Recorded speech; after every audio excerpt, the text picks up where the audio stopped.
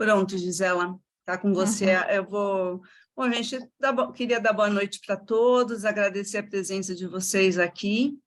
Hoje a gente vai ter essa conversa muito boa com a Gisela Turquete, que é uma das diretoras do CEAF, ela é diretora de operações no CEAF, está conversando com a gente e é um maior prazer tê-la na equipe. Né, a Gisela fez um percurso, ela saiu de empresas, né, Gisela? Depois você Você fala um pouquinho.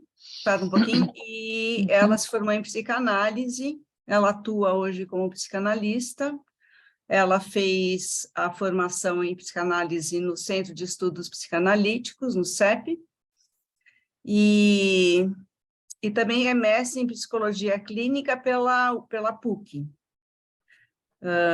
Ela está lançando um livro, aliás, queria convidar todos na sexta-feira, essa próxima sexta-feira, às 7 horas, lá na livraria da Vila, do Shopping Eldorado. Ela vai estar lançando o livro dela, que se chama Angústia e Trabalho, uma Relação Delicada. Uhum. Então, obrigada, Gisela. Gente, obrigada pelo convite, agradeço muito a participação de todas vocês. Como a Marina falou, eu tenho duas encarnações. A primeira, que eu fui executiva de mercado por muitos anos, por 30 anos, trabalhando em empresas, em corporação, e sempre na área de marketing. E depois, quando eu comecei a me interessar por psicanálise, eu já sou psicanalista há quase 15 anos, não, 13 anos, e aí eu comecei a trabalhar, comecei a estudar e comecei a fazer o curso, e aí eu fui migrando de uma carreira, da minha carreira corporativa para a carreira de psicanalista, e eu gostei tanto do negócio que eu resolvi fazer o mestrado, e o que eu vou falar hoje é muito da história desse mestrado, né? Porque eu comecei a pensar em que eu ia escrever, de qual ia ser o tema, e o livro está aqui, ó, é esse aqui. Espero que, eu não sei, está aí um pouquinho de foco, mas está aqui, ó. Este é o livro. Eu espero, se vocês estiverem por aqui, por São Paulo, ver todas para tomar uma tacinha de prosecco comigo lá no Shopping Eldorado, na Livraria da Vila, às 7 horas da noite, e ver o livro. E ele é uma partezinha do mestrado. Hoje eu resolvi fazer uma apresentação, como todo mundo aqui é meio que do ramo psi, né? Psicólogos, psicanalistas e etc., eu resolvi fazer uma apresentação que fala um pouco mais de psicanálise do que eu normalmente faço quando eu falo com pessoas que não são do mundo psi, né? Então, eu vou começar aqui. Você compartilha a tela para mim? Você me dá eu não sei se eu consigo aqui, Marina. Será? Não, como você está de anfitriã, você pode já posso, né? Pode. Tá, então... Ok. Dá para todo mundo ver? Sim. Ok, tá. Então, deixa eu só pôr vocês aqui para cima, porque senão eu não vejo. Aqui. Tá bom. Então, assim, esse é o livro, agora dá para ver com um pouquinho mais a cara dele. É A Angústia e Trabalho, uma Relação Delicada, e é um livro onde eu fui explorar por que a gente é tão angustiado hoje em dia. O que o mundo contemporâneo tem a ver com essa angústia que a gente trabalha e que a gente tem no dia a dia do mundo.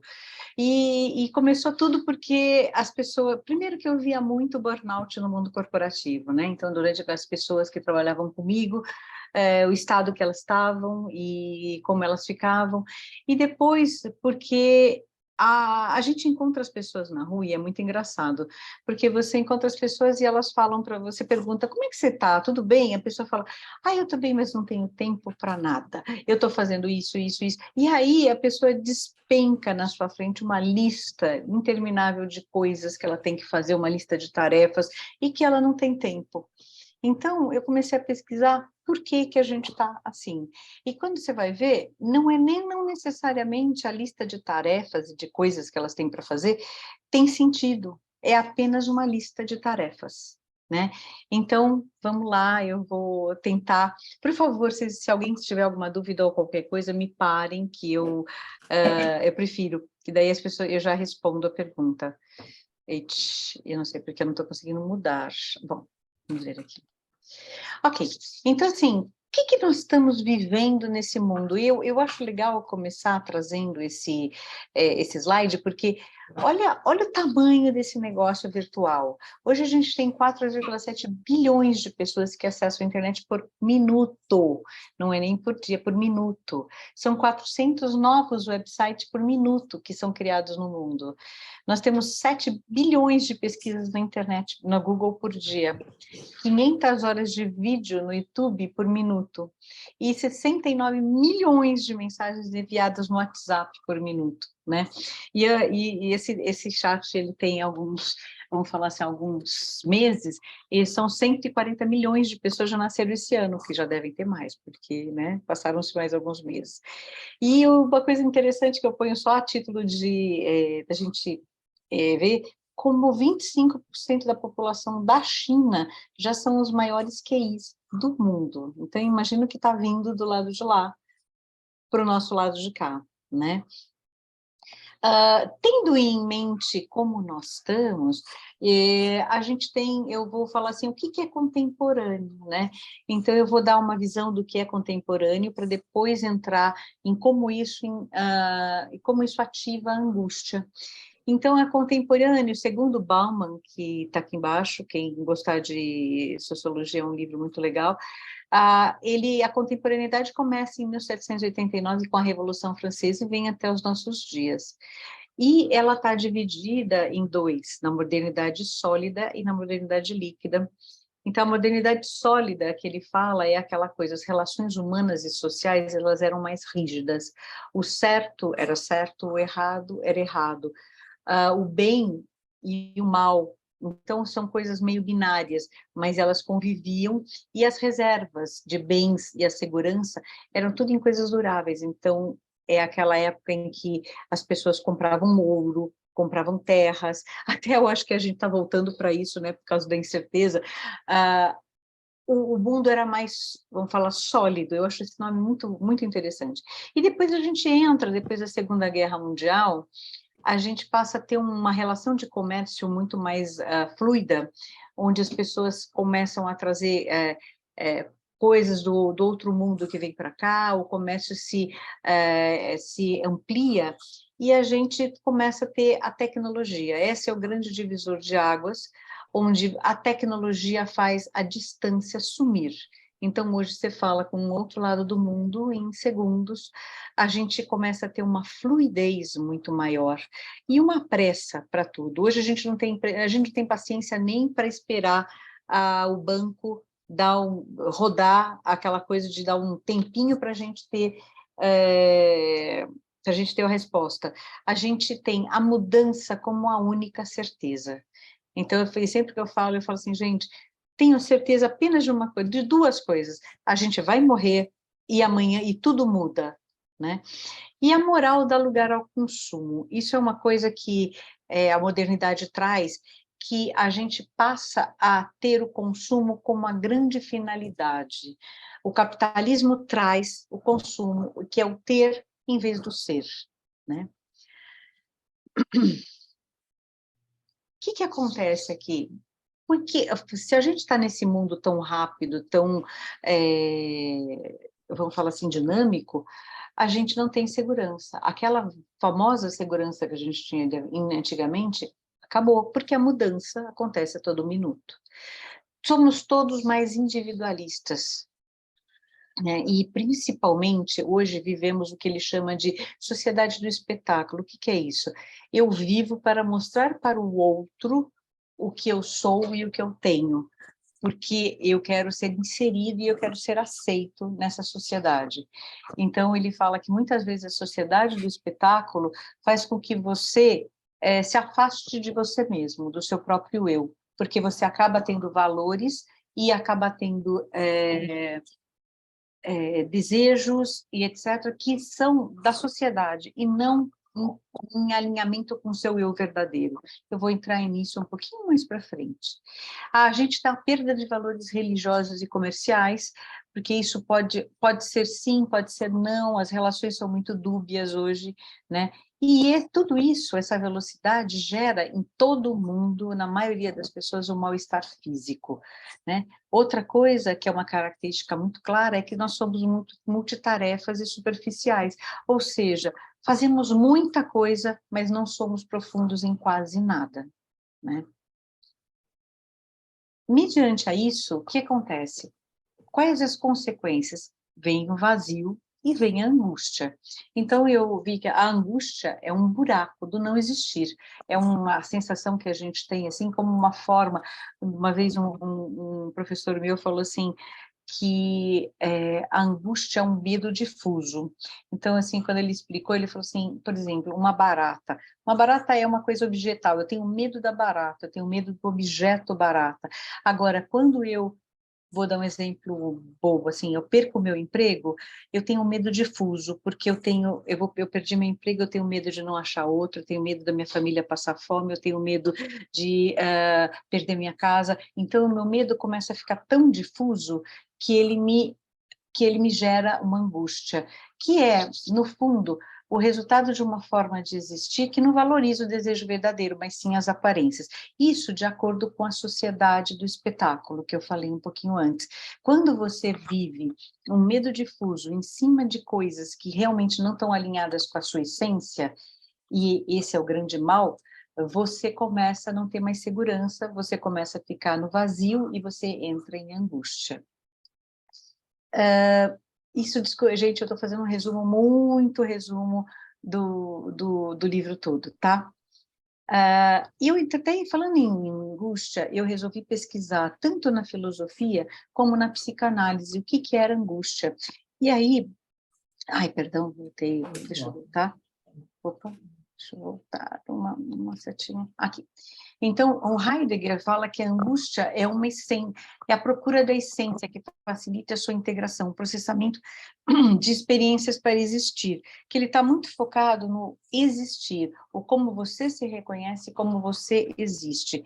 E quando você não tem a sua essência clara, você fica numa procura sem fim, e você acaba caindo em angústia, né? Angústia de existir.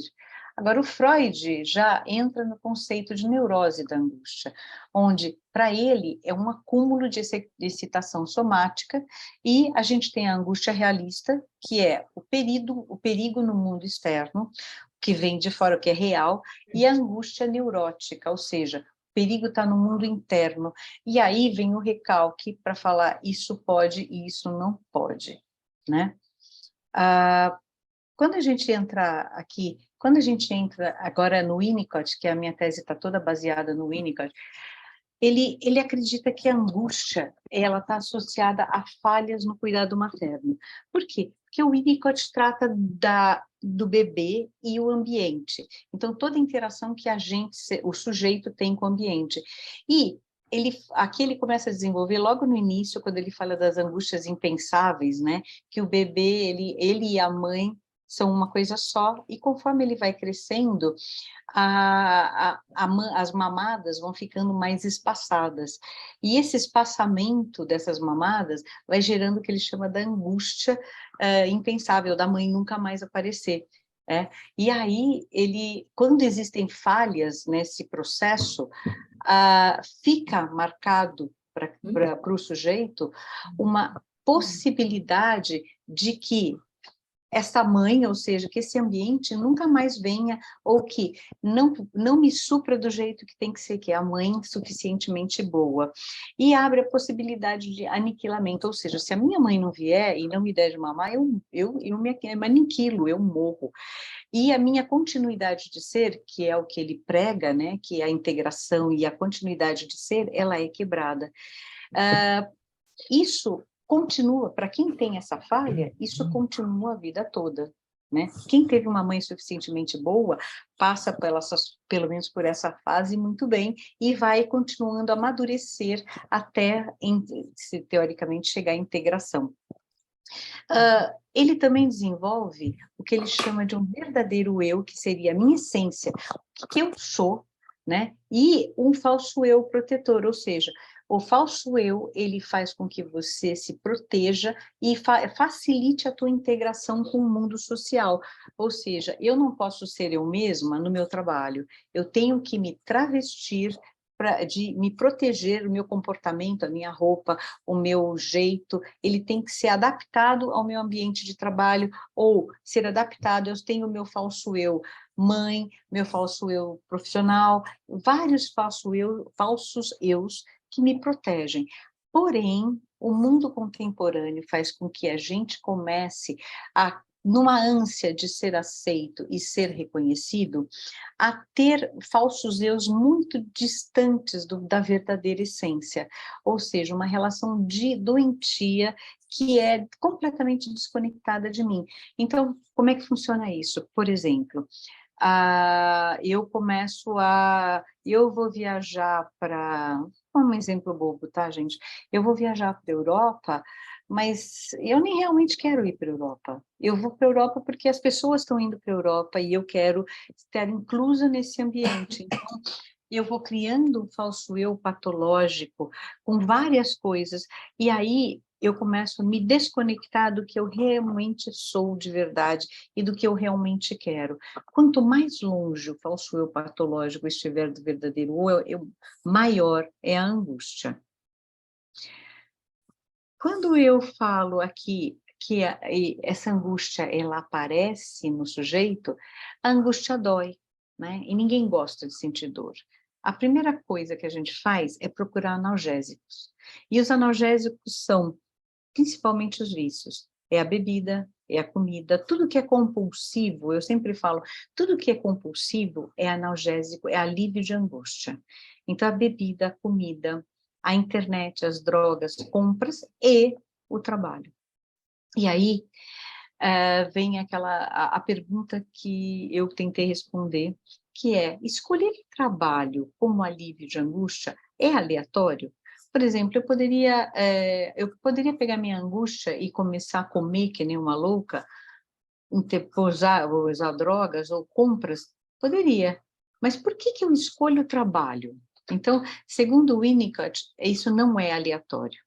E foi aí que eu fui pesquisar em vários autores para descobrir o que faz eu escolher trabalho para que eu não olhe para a minha angústia, ou que eu compense a minha angústia.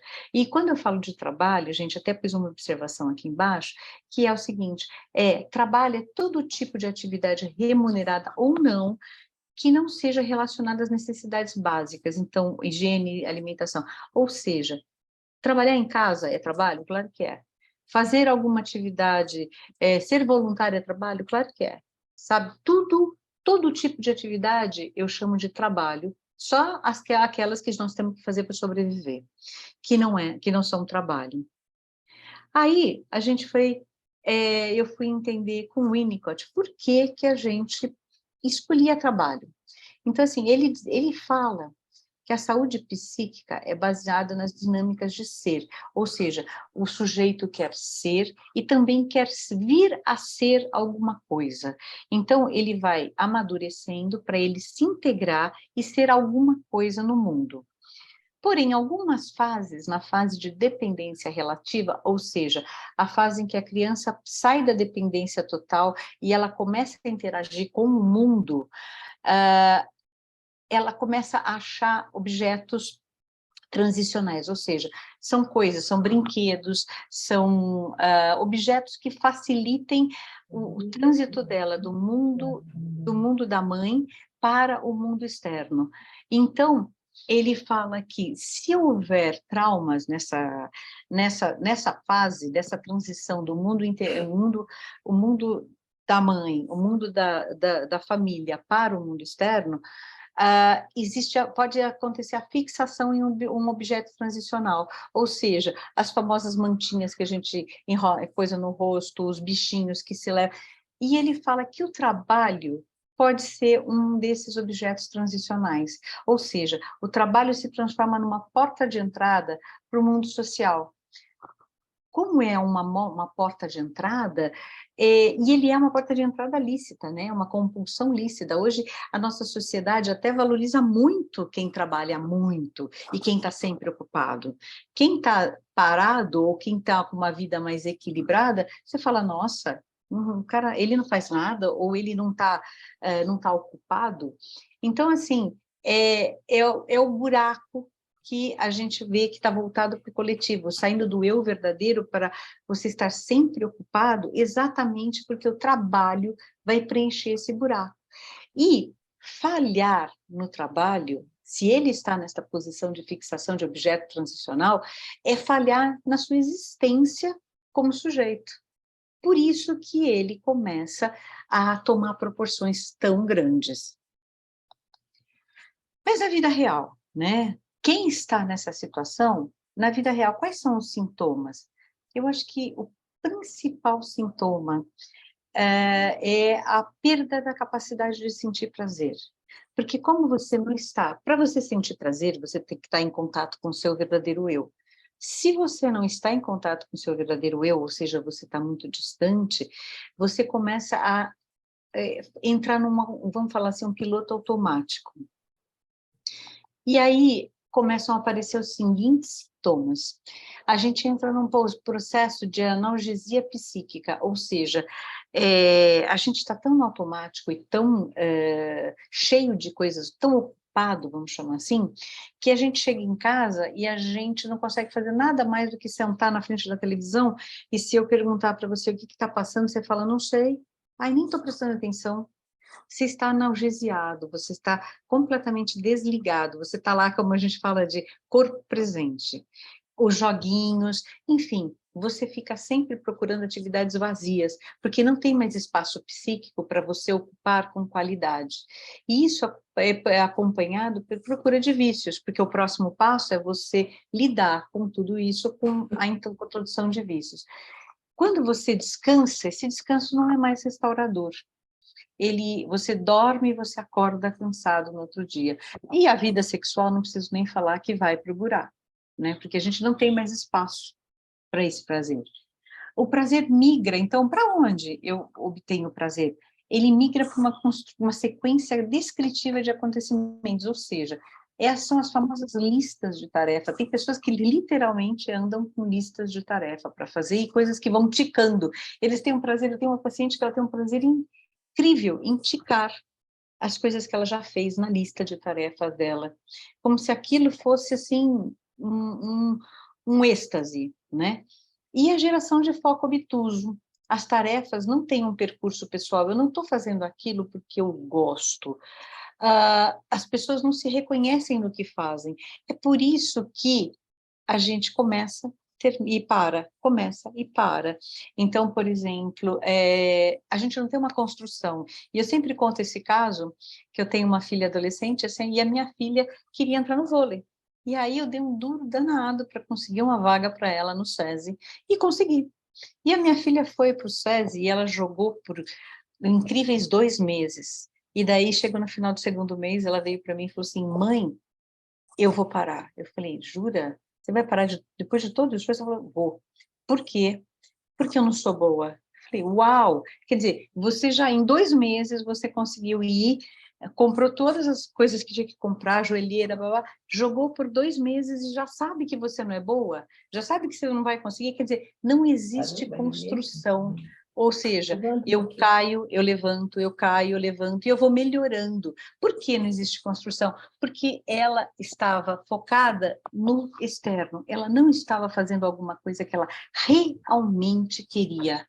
Porque quando a gente realmente quer, e isso está alinhado com o meu eu faço, eu vou, eu caio, eu faço de novo, até eu ficar boa. Então, quem tem filho ou quem está atendendo e sabe, é exatamente isso. As pessoas começam e param 500 coisas. E por que que isso existe? Porque estão desconectadas. Agora, entrando na síndrome de burnout, como é que a gente chega em tudo isso, né? Nós estamos falando de, para a empresa, engajamento e produtividade, né? Então, quando você está bem, você está com bem-estar mental, a gente tem uma alta satisfação, uma conexão, e a gente está calmo para trabalhar. Quando começa a ficar uma coisa mais estressante, são momentos de ansiedade, estresse e insônia. Quando isso começa a piorar, a gente já entra em ansiedade, estresse, insônia e abuso de substância, ou seja, café, papá. Muito baixo, a gente já está em burnout, depressão, transtorno de ansiedade e dependência química, e até a bipolaridade, e os casos clínicos que aí já deu, como a gente brinca, deu PT, né?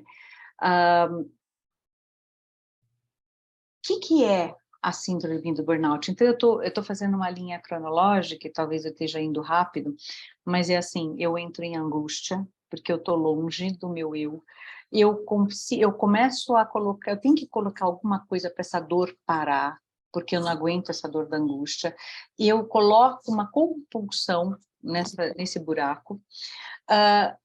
Lógico que tem outros fatores que impulsionam essa compulsão, sim, eu estou só falando desta angústia. Eu coloco uma coisa nessa compulsão, o que eu coloco aqui para parar de doer pode ser trabalho, sim, porque ele está de acordo com a sociedade do espetáculo, ele também é fruto de uma falha na fase de dependência relativa, segundo o Winnicott. E se eu não me percebo nesse movimento, eu vou ficando cada vez mais distante de mim, cada vez mais desconectado, ao ponto de eu não saber, não poder parar de trabalhar, porque senão eu paro de existir, e é por isso que eu não vejo limite, e eu chego no famoso burnout. Ou seja, deu circuito, queimou. É o síndrome do esgotamento profissional. E quando eu falo esgotamento profissional aqui, entendam que é qualquer atividade que não sejam as atividades básicas, né? Então, assim, quem definiu a síndrome de burnout foi o Fraudenberg, em 1974, como um incêndio interno. Hoje está já no CID, né, o CID-10, 30% dos trabalhadores brasileiros já estão afetados pelo burnout, e o impacto no PIB brasileiro, isso eu estou falando de 2016, é de 3,5% do nosso PIB brasileiro, da paralisação dos trabalhadores com burnout. E o burnout, ele é dividido em 3 fases, são progressivas, né? Então, primeiro vem a exaustão emocional, onde eu fico com uma fadiga intensa, eu já não consigo mais produzir nada. Eu leio e releio um relatório e não entendo uma linha do que eu li, eu faço e refaço a mesma coisa, ou contas que eu erro, banalidades, né? Eu não tenho mais força.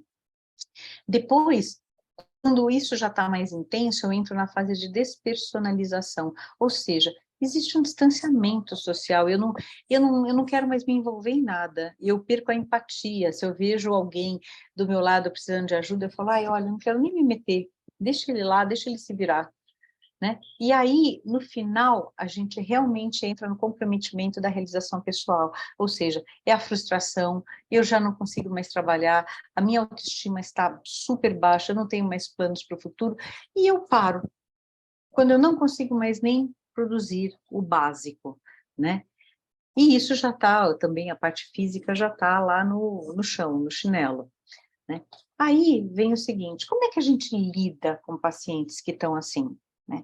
Então, pacientes que já estão no burnout ou pacientes que estão indo para lá. A primeira coisa é que os pacientes negam o problema, maioria. Eles sempre chegam falando, olha, eu não sei o que está acontecendo comigo, eu ando meio cansado, estressado, estou brigando com todo mundo, mas eu preciso de férias. Tá bom, precisa de férias. Então, assim, eles falam, mas eu vim aqui porque o meu médico mandou, ou porque a minha mulher mandou, ou porque, enfim, sempre alguém mandou. É muito raro alguém vir espontaneamente, né? E eles querem lidar por conta própria com o problema. Eles falam, mas isso vai passar rapidinho, amanhã eu já estou legal. Quando eles começam a se confrontar com o que eles não conseguem fazer, ou com perguntas que eles não conseguem responder, eles começam a ficar mais agressivos.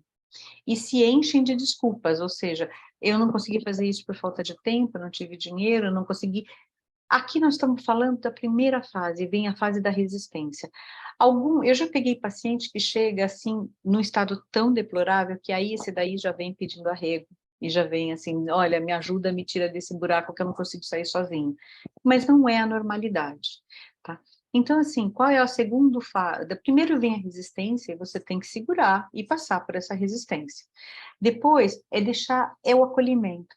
Deixa falar, deixa ele desabafar, ou seja, deixa ele esvaziar a psique dele, porque quando ele começa, ele vê como é bom ele esvaziar. E aí ele pega gosto, e aí ele vai falando, e conforme ele vai falando, ele vai conectando, e ele vai percebendo o que ele está vivendo, né? Como ele está vivendo. O mais difícil, eu acho que é esse terceiro passo, que é você desvincular o discurso da produtividade. Ou seja, a pessoa está muito... no início, ela só fala de produtividade, ela só fala de trabalho, ela só fala das coisas que ela faz, quantas coisas ela faz, os resultados que ela teve de tudo que ela já fez, ou que ela vai fazer, e que isso é muito falso eu, né? Que ela tá justificando o porquê ela age assim. E aí a gente começa a ter que trazer essa pessoa para a subjetividade. Porque é difícil, porque a pessoa acha que ser subjetivo, ou contemplar, ou sentir, ele nem sabe mais como, ele nem entende mais como fazer, ou como gostar de alguma coisa só por gostar, sem ter um produtivo por trás, né? Fica uma coisa, voltar a fazer o contato com o verdadeiro eu. E é muito comum, assim, às vezes em consultório eu pergunto, do que você gosta? As pessoas ficam caladas, às vezes tem gente que chora, e fala assim, eu não tenho a menor ideia, não sei nem por onde começar. E aí começa, quando você consegue romper essa terceira barreira, que vem a avaliação da história do paciente, né? Para a gente ver lá atrás, como é que isso se formou. Então, eu falo assim, primeiro vem a atuação de meio pronto, romper a resistência, vem o acolhimento, o pronto-socorro, e depois você começa a entender por que ele ficou daquele jeito, e você, para fazê-lo reformular a sua visão como um sujeito desejante, um sujeito que é envolto em pulsões, frustrações e sonhos, porque a maioria literalmente não sonha mais. Ou seja, se sonha, nem sabe por que ele está com aquele sonho, mas um sonho real ele não tem. Então, assim, só para a gente fechar, né, estou falando para caramba, né, gente? Então, só para a gente fechar, eu digo que o burnout é apenas o sintoma final de uma linha de desconexão consigo próprio. E esse desconhecimento de si próprio e do mundo subjetivo de cada um, esse sim é o grande mal do século. Porque esse sim está fazendo as pessoas ficarem ansiosas, angustiadas, depressivas e sem achar saída. Então, assim, o grande mal do século é não saber olhar para dentro. Bom, gente, falei bastante, espero que tenha sido interessante para todo mundo, e não sei se é novidade ou não, mas foi um jeito de eu responder a uma pergunta que foi a pergunta que eu fiz, o meu mestrado foi com o Renato Mezan, né, na PUC, e ele falou, mas o que você quer esse tema? Aí eu cheguei para ele e falei assim, Renato, eu estou cansada de ver as pessoas no meu trabalho, ou fazerem o seguinte, as pessoas perguntam, falo assim, o que faz um sujeito se alienar da sua vida pessoal, dos seus prazeres, dos seus filhos, em função de um trabalho? E que muitas vezes, tudo bem, se for falar assim, é porque eu preciso comer, tá, mas a maioria das vezes não é, sabe? E você pode ter um trabalho e estar equilibrado na vida. E, né, e ó, o meu sujeito aqui que veio ver a palestra. Então é isso, gente. Esse é um breve resumo de todo da história que esse livro conta. Muito obrigada. Obrigada a você, Gisela. Você pode Peraí, tirar a tela? Vou tirar. Peraí, deixa eu descompartilhar. Aqui. Voltamos?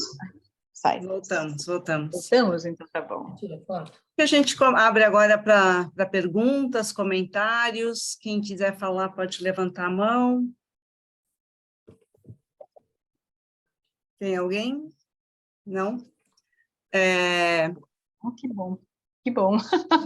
Vai ser, Então, Eu acho que é um tema assim que às vezes eu faço essa palestra em algumas empresas. Lógico que eu tiro toda a parte de Winnicott e tal, e aí eu lanço um pouco uma história que eu falo que é a teoria do banquinho, né? As pessoas falam, o que é a teoria do banquinho? Eu falo assim, o que você faz com tudo isso que eu acabei de falar, né? Em vez de você ficar deprimido ou você ficar sem saber o que fazer, você aplica a teoria do banquinho. O que é isso? A sua vida tem que ser como um banquinho. Ela tem que ter 4 pés. E os 4 pés são teu trabalho, a tua vida emocional, seja você com os seus parentes, a sua família, seus amigos, a sua vida sentimental, você com o seu caro ou cara, e o outro é o teu lado físico, a teu bem-estar físico. Se esses pés não tiverem do mesmo tamanho, esse banquinho, mais cedo ou mais tarde, vai cair. Né? Então, daí todo mundo fica me olhando assim, assim, se você está trabalhando demais, cara, é porque está faltando perna em outro lugar. E aí eu começo a olhar na plateia, as pessoas começam assim, eu vejo a cabeça das pessoas fazendo assim, onde está faltando na minha vida? Eu falo assim, provavelmente está faltando para tua família, você não está lá. Provavelmente você não está olhando para o teu físico, você deve estar com problema de colesterol, e daí todo mundo começa a se ajeitar na cadeira. É muito engraçado ver a reação das pessoas, né? Então todo mundo se ajeita na cadeira e fala assim, não é... Quando eu termino, as pessoas vêm conversar e falam assim, nossa, essa história do banquinho é muito interessante, porque é tão tonto, né? Você fala de um banquinho, é muito tonto, mas é uma analogia que faz sentido, né?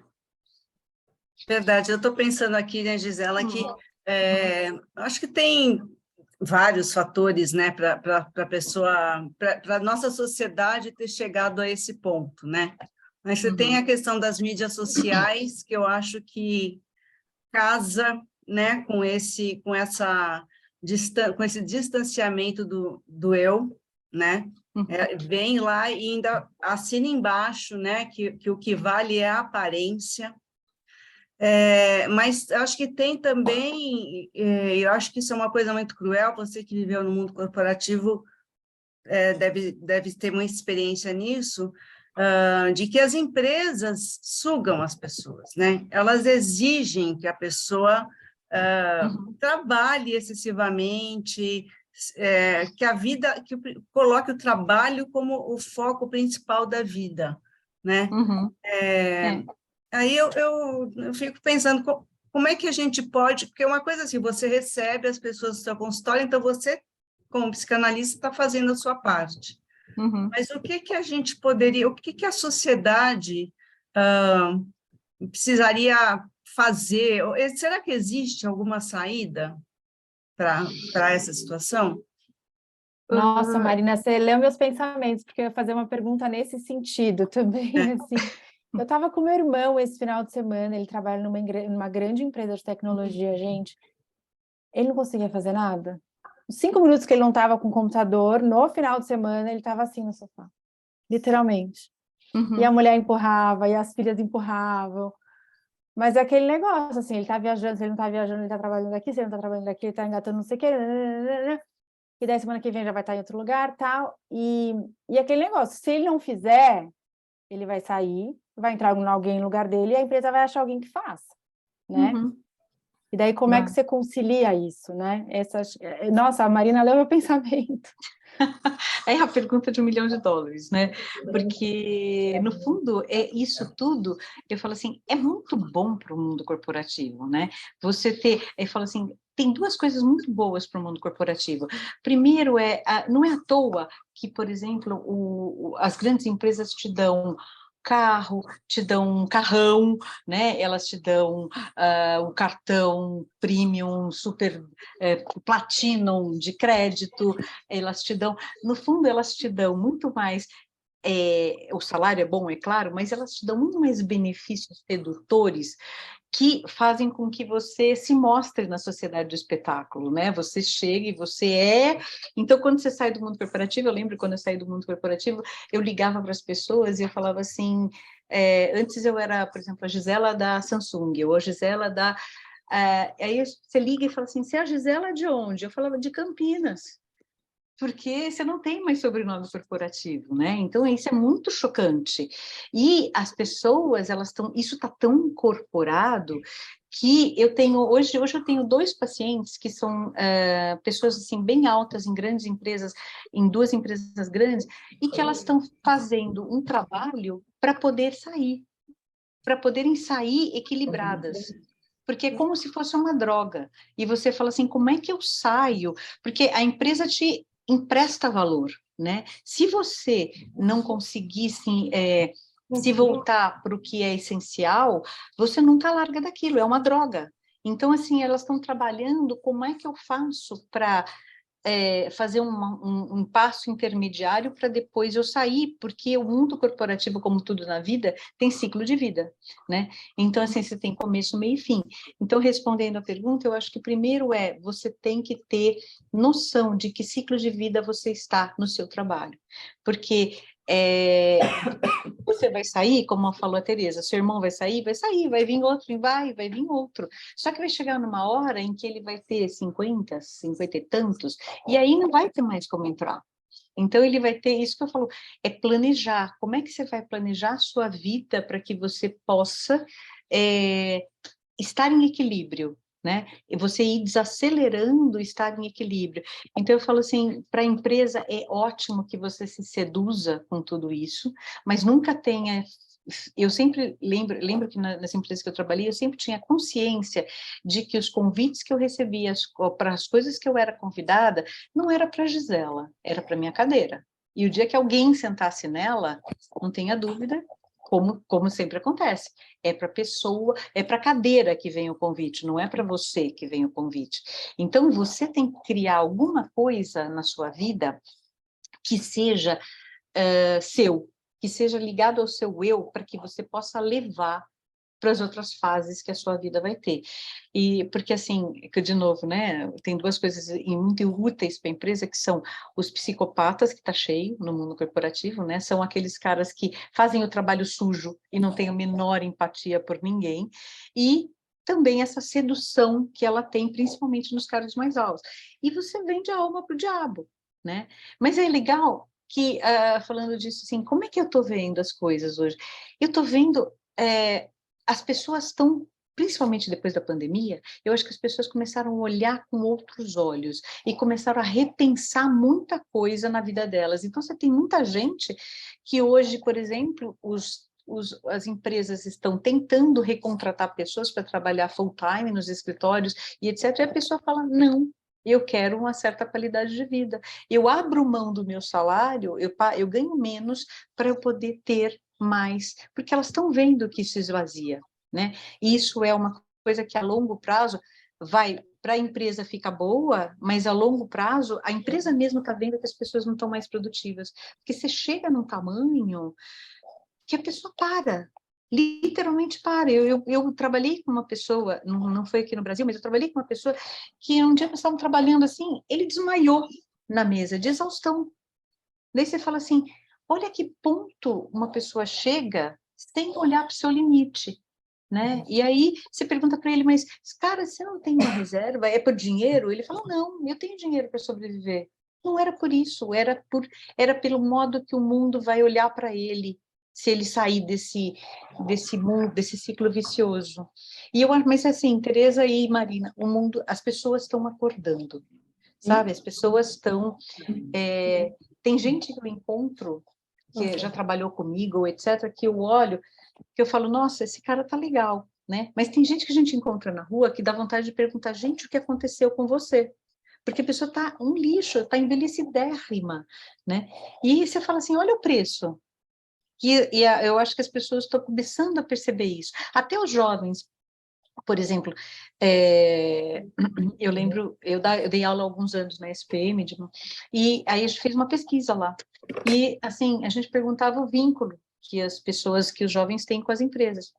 Nenhum. Não tem mais aquela história de ficar 30 anos na mesma empresa, eu vou ganhar o relógio de ouro, plaquinha no restaurante. Esquece. Nenhum. Se isso não estiver bom para mim, eu mudo para o outro. E eu mudo para o outro. Né? Então, assim, não tem mais vínculo. Então, eu acho que o mundo está mudando.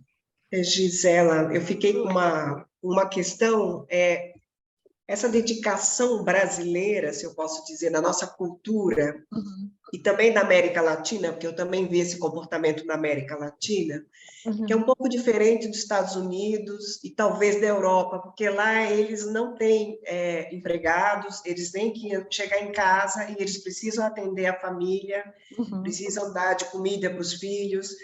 Então, eu posso dizer que isso seria uma característica talvez mais latina, essa entrega total, né? Quase que a tua identidade é a empresa. Eu sou fulano de tal da empresa tal, né? Uhum. Estou pensando alto aqui. Eu não sei se eu poderia falar isso, Suzana, eu entendo o teu ponto, mas assim, eu acho que o europeu e o americano, eles são mais comedidos, apesar de que depende, né? Mas eles são mais comedidos em termos de horário, porque lá a lei vale. Então, se eu ficar depois do horário, eu tenho que pagar a hora extra. Se não, a empresa vai ser multada, ou vai ser atuada, ou etc. Que aqui não tem esse problema. A gente sempre burla e o cara não paga hora extra. Então, é por causa, eu acho que é muito mais por um formato de legislação e de impunidade, vamos falar assim, do que por comportamento mesmo. Porque as pessoas...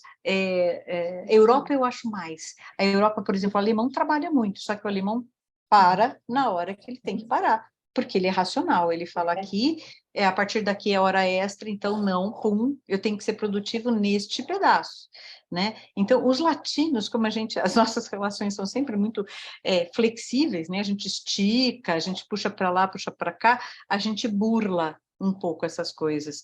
O americano eu acho que é o mais próximo de um certo burlar disso, mas eu acho que é muito da legislação, porque eu lembro que meu pai falava uma coisa assim, ele falava assim, você acha que o japonês, ele se comporta, por exemplo, chega no metrô, o metrô é extremamente pontual, chega no horário e vai, você acha que é porque eles têm, porque a mentalidade, eles são pessoas melhores? Não, é uma cultura diferente, mas principalmente porque se o metrô não chegar no horário, a quantidade de pessoas na plataforma é tão grande que vai ter um acidente. Então, tem muito do ambiente mexendo com o comportamento das pessoas, né? Mas que as pessoas ficam viciadas em poder e ficam viciadas na imagem que elas vendem, isso é universal, né? Gisela, Só um minutinho, aqui, Marjorie, desculpa, só um minutinho. Angela, desliga seu microfone, que está dando umas interferênciazinhas às vezes. Obrigada. Tá. Oi, Marjorie. Então, a gente está pensando aqui no mundo corporativo, né? No quanto te representa, o quanto você é daquilo, né? Eu fiquei pensando, como que você falou, né? Eu trabalho, não necessariamente trabalho na empresa, mas trabalho como atuação. Você acha que quando você tem, por exemplo, você falou do banquinho com as 4 pernas, né? Quando você resolve colocar 7 pernas no banquinho, né? Então, sou eu, é a família, o trabalho, enfim, preciso me dedicar a isso, aquilo. Isso também não causa uma exaustão de uma exigência de que eu preciso atuar em tudo, ser bom em tudo, trabalhar em tudo? E não a dedicação a uma coisa, mas quando você quer se dedicar a tudo, ao mesmo tempo, fazendo tudo bem feito.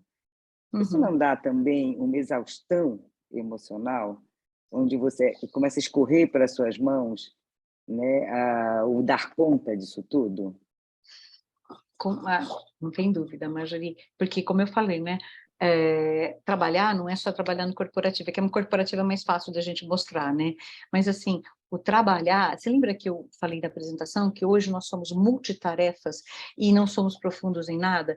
Porque Foi isso que eu pensei, né, quando você pega tudo isso e te leva também a uma exaustão. Quando você pega um monte de coisa para fazer, e porque você acha que você tem que fazer. E aí eu pergunto, às vezes eu fiz essa experiência, eu pego e falo assim, por que tudo bem, começa, estou fazendo tudo isso. E fazendo coisas simples, por exemplo, pegar uma pessoa que não tá no mundo corporativo, mas eu começo a fazer 500 mil coisas. Então, assim, que acontece? Quando você faz muita coisa, você não, teoricamente, você não vai profundo em nada. Não é teoricamente, realisticamente, você não é profundo em nada. Então, você fica com aquela sensação de que você está fazendo um monte e não está fazendo nada ao mesmo tempo, né? E, como eu falei, se você não estiver conectado com o seu verdadeiro eu, você está completamente, você está fazendo a esmo. E aí as coisas começam a perder sentido. Você só fica exausto de ir a um lugar ao outro, um lugar ao outro. Porque é bacana eu falar para as pessoas que, nossa, eu estou fazendo curso disso, eu tenho que levar o fulaninho, eu tenho que ser... E a gente não põe a responsabilidade no que tem que ser. Então, a gente tenta compensar muita coisa porque o outro não faz. Será que o outro não faz? Ou será que é você, na sua, vamos falar, na sua neurose ou na sua dependência, que está fazendo a mais pelo outro? Né? Eu sempre falo assim, quando um é ativo demais, é porque tem outro que é ativo de menos. Então, está tudo desequilibrado. Então, quando eu vejo alguém que está entupido de coisas, eu falo assim, aonde está o desequilíbrio? E aí você vê coisas assim, por exemplo, eu faço curso de astrofísica na USP, e depois eu faço bordado chinês não sei onde, e depois, tudo bem que são atividades, mas nem sempre você percebe que está completamente desconectado daquilo. Para que você está fazendo isso? Ah, porque... E aí esvazia, né? Então, com certeza. E as pessoas estão enlouquecidas com isso, né? Porque elas estão se impondo um número incrível de tarefas que não tem sentido hoje, né? Se você for pensar, é muito mais legal eu ter prazer fazendo uma ou outra coisa, mas eu faço porque eu tenho muita vontade, eu tenho um tesão louco de fazer aquilo, do que eu ficar fazendo 500 coisas improdutivas, né? Aí, mais um participante da palestra, as gateiras de plantão.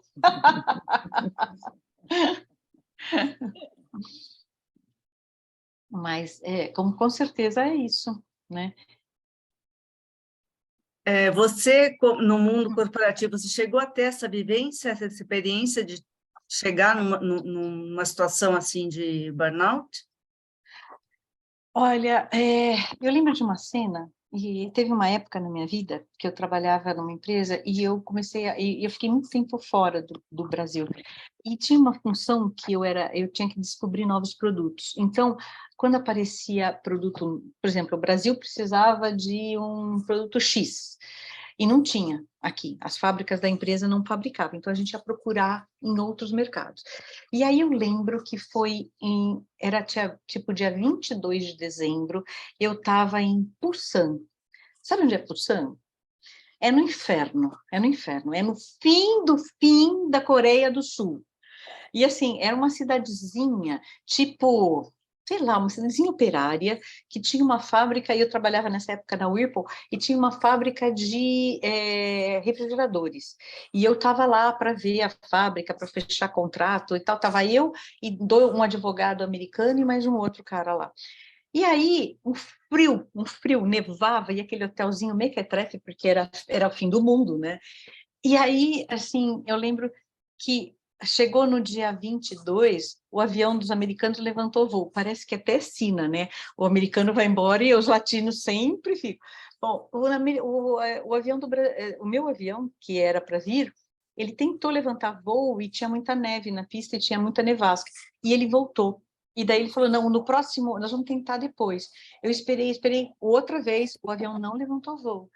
E aí, era dia 24 de dezembro, eu estava em Busan, um quarto imenso, que tinha uma cama, um negócio de um abajur, o espelho, e aí a tempestade de neve acabou a luz. Então, assim, o aquecimento também acabou.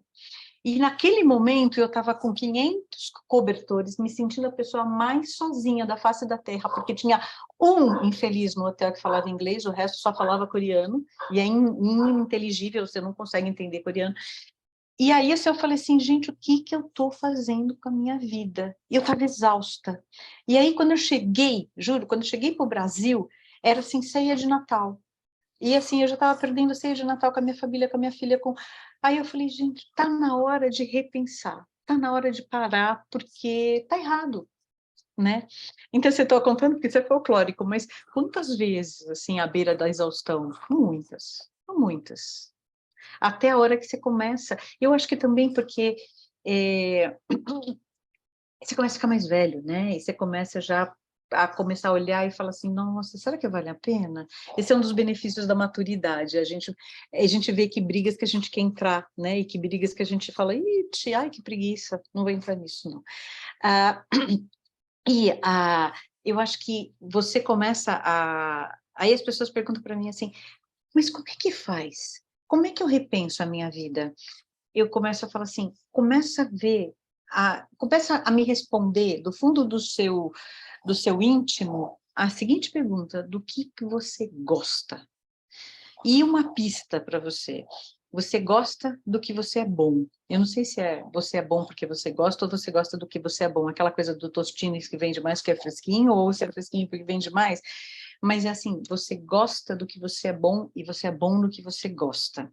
Porque conforme você for envelhecendo, você vai ter que ter vontade de levantar da cama para fazer aquilo. E se você descobrir que você só vive de coisas que você não gosta, a sua vida vai ser uma desgraça, principalmente lá na frente. E assim, a maioria das pessoas, elas entram em parafuso para responder essa pergunta simples. E eu digo porque eu já estive nesse lugar e eu não sabia responder a pergunta. E eu comecei a olhar e ver que eu respondi pelo inverso. Eu falei assim, o que eu fazia bem? E o que eu fazia bem é que eu acordo muito cedo. Então, eu chegava cedo na empresa e eu ia para minha sala e aí eu comecei a ver que vinha gente conversar comigo. Tem pessoas que vinham, até de outros departamentos, que vinham sentar na minha frente para contar coisas. Aí eu falei assim, nossa. E aí eu percebi que eu escutava bem e que eu gostava de escutar as pessoas. E daí eu comecei a me interessar por que as pessoas estavam fazendo aquilo.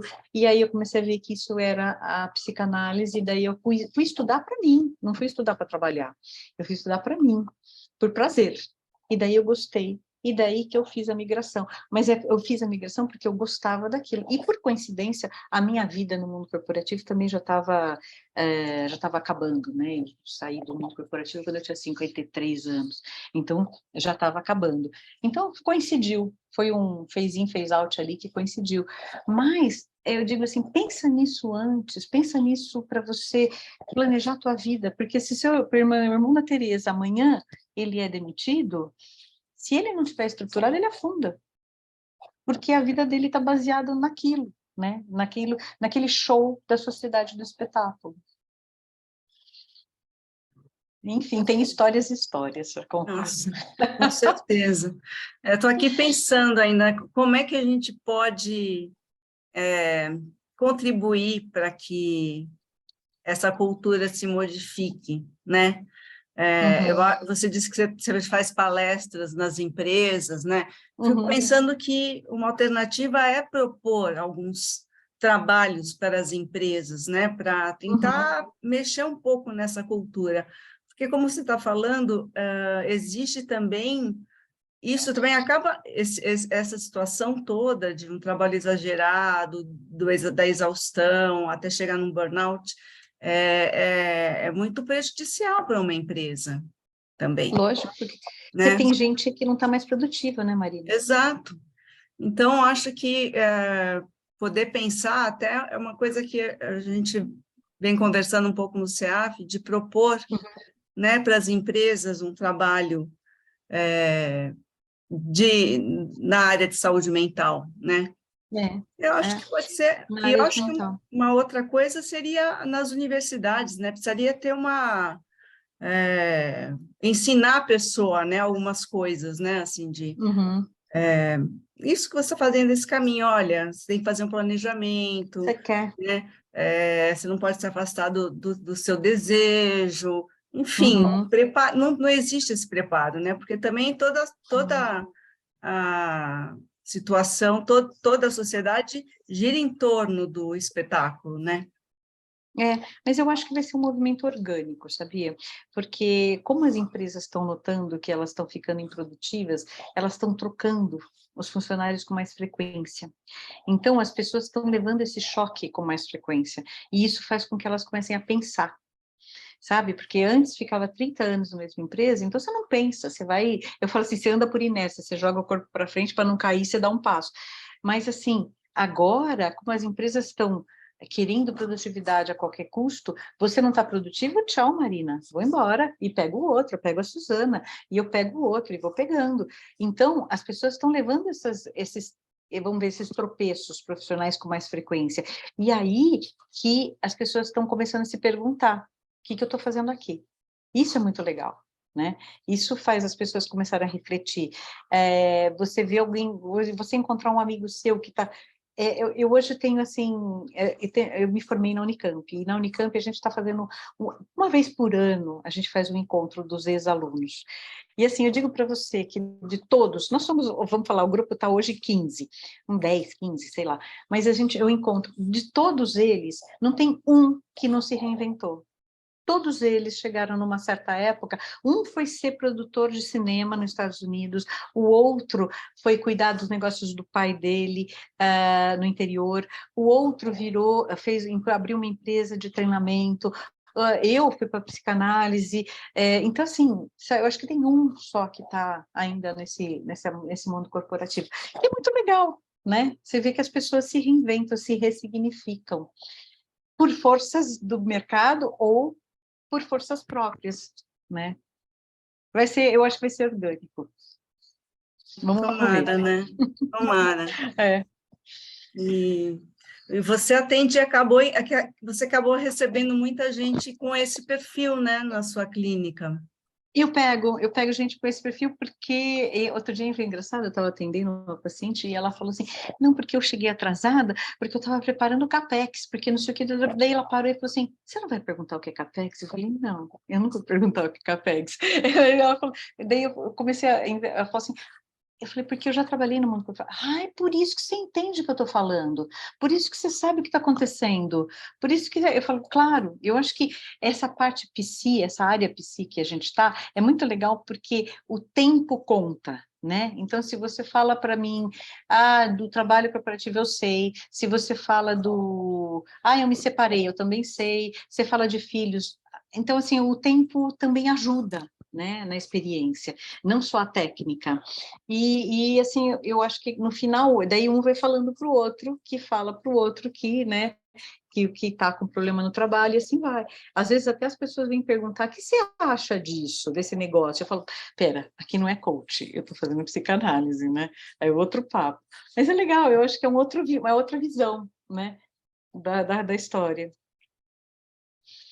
Certeza, acho que desculpa, pode falar. Adorei. Não, eu estou te falando muito.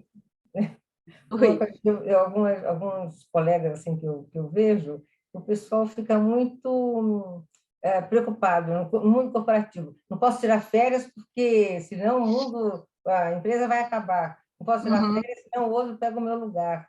E existe muito esse desespero. E depois leva um pontapé e fica sem saber o que fazer com um ano de férias que não tirou, né? E o pessoal fica muito em depressão depois disso. Então, eles precisam aprender mesmo a pensar que a sua vida é mais importante do que o trabalho. E não é fácil, né?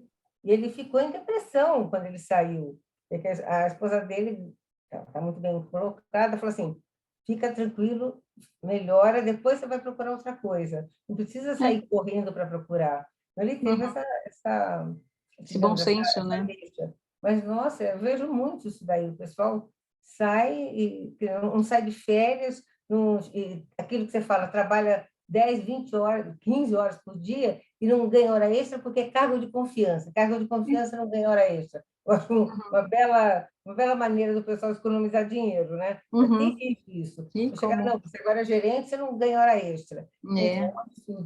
Você tem que trabalhar mais, porque senão o outro gerente vai ficar te olhando. Não, mas é verdade, não tem... E isso daí, assim, eu falo que, gente, é uma Kombi desgovernada, sem freio na descida. Vai estourar, né? Vai estourar. É questão de tempo. Sim. Tereza, você pode indicar a Gisela para o seu irmão. Acho que vai pode mandar seu irmão. Super.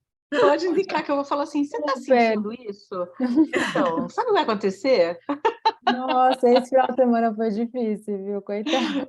Nossa, que É, loucura. e pior que dá, é medo, as pessoas têm medo de mudar, as pessoas têm medo de perder as coisas, de perder os privilégios, de perder um monte de coisas, as pessoas têm medo, né? É mesmo. Mudança Hoje nunca é deixaram fácil. recados para você aqui no chat, Jura? viu? Que Todo mundo é? Quais falando, são? agradecendo Ai, que da bonitinho, gente, palestra. obrigada. Foi um assunto super leve e de fácil compreensão. Ai, que bom, que bom, que Ah, bom. foi Eu até ótimo, Muito Gisela. legal. foi, que bom. Muito bom. Legal, gente, Poderia. muito obrigada. Ainda vamos conversar muito sobre esse assunto, Gisela, que Com me Com interessa certeza. certeza, bastante. com E muito certeza. obrigada, foi uma delícia te ouvir. Obrigada, E gente. Boa obrigada a noite para todas todos. vocês. Beijo. Beijos. Obrigada, Gi. Um beijo. Tchau. Tchau.